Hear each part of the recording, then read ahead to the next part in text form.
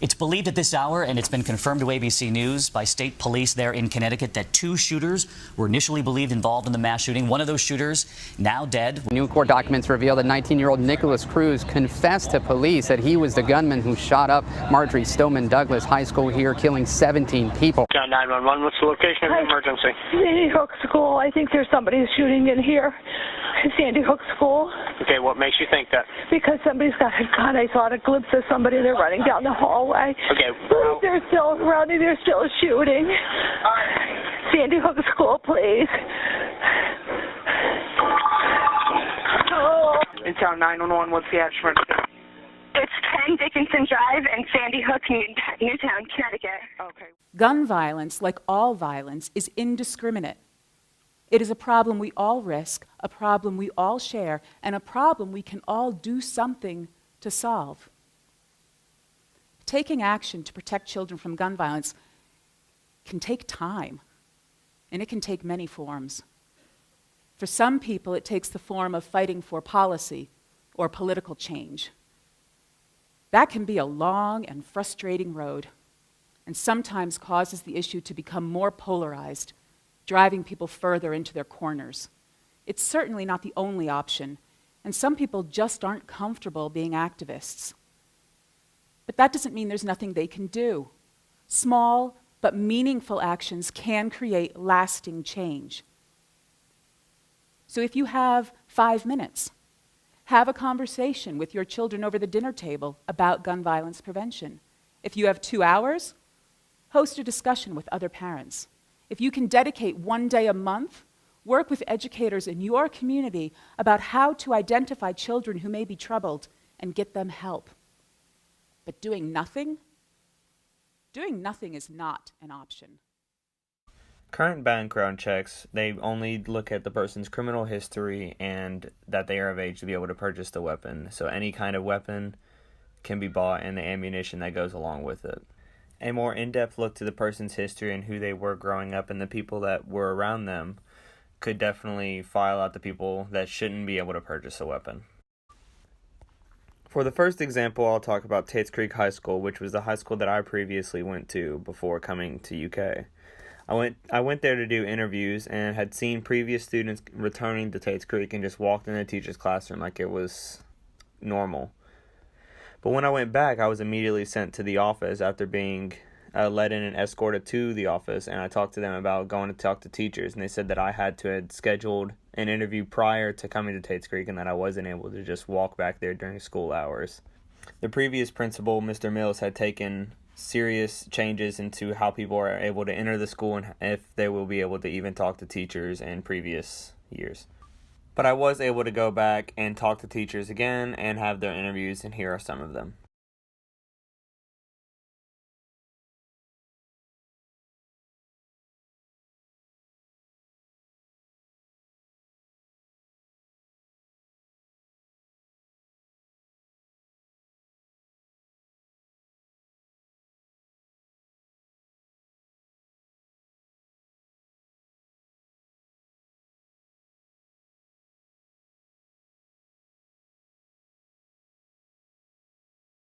The first example of a school shooting that I'd like to talk about would be Sandy Hook Elementary in Connecticut.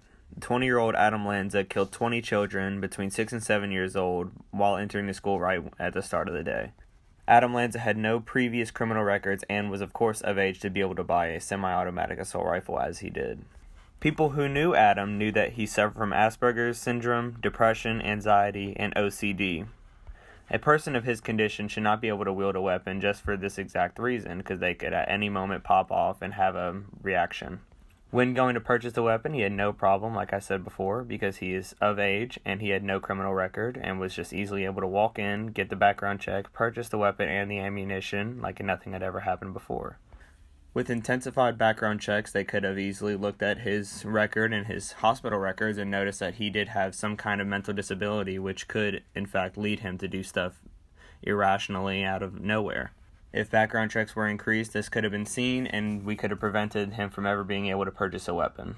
For my final example, we'll talk about the Parkland, Florida shooter, which was Nikolas Cruz, who went in February 2018 and killed many of his classmates.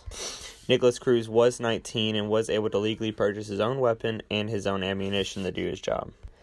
Like the Sandy Hook shooter, he had no criminal record, and he was of the age to be able to purchase the weapon, so he had no problem going in, getting the background check, and walking out with the gun.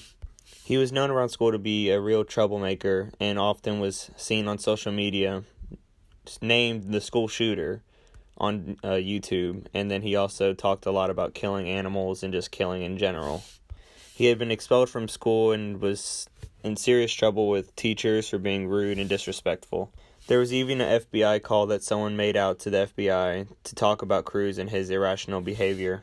She spoke about how he could seriously be a problem in the future because of how he acted towards other people. With intensified background checks, this could have been detected and it could have been stopped. That would have seen that he was crazy and that he acted irrationally towards other people and how he acted about killing, and could have stopped him from buying a weapon.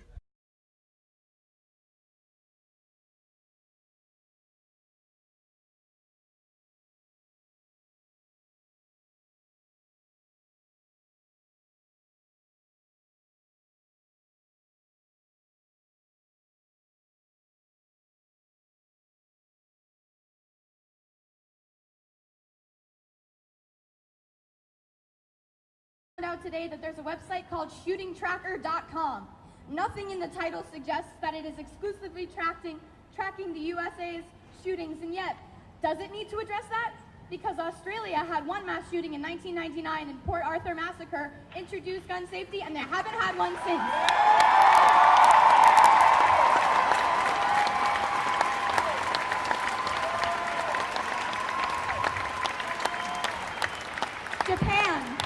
Japan has never had a mass shooting. Canada has had 3, and the UK had 1, and they both introduced gun control, and yet here we are with websites dedicated to recording these tragedies so that they can be formulated into statistics at your convenience. I watched an interview this morning and noticed that one of the questions was, do you think your children will have to go through other school shooter drills? And our response is that our neighbors will not have to go through other school shooter drills when we have had our say with the government, and maybe the adults have gotten used to saying it is what it is. But if us students have learned anything, it's that if you don't study, you will fail. And in this case, if you actively do nothing, people continually end up dead. So it's time to start doing something.